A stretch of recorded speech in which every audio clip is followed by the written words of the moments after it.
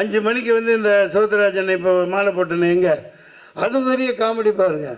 அப்போ எனக்கு ஒன்றும் தெரியாது இல்லையா, அதிகமாக ஆக்டிங் கோர்ஸ் பண்ணிட்டு வந்தாலும் இந்த ஸ்ப்ரே எல்லாம் இது பண்ணிவிட்டு ஏதோ பண்ணுவார் சீரியஸாகவே.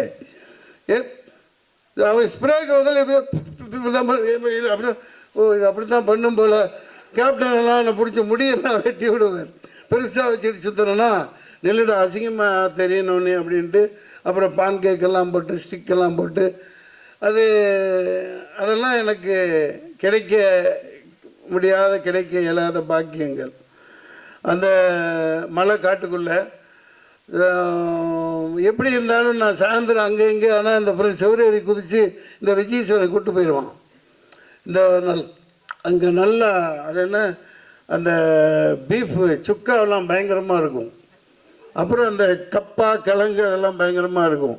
கேப்டன் அவன் காலையில் போயிட்டு இருக்குது, அவனை விட்டுறாதீங்கன்னா நாங்கள் எங்கே இருக்க 11 மணிக்கு தான் திரும்பி வர்றது.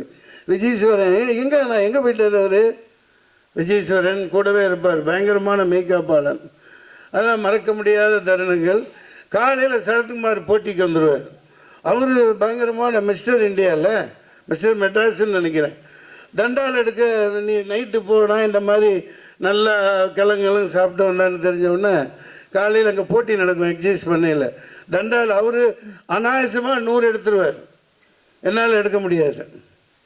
அந்த மாதிரிலாம் மறக்க முடியாத நினைவுகள்.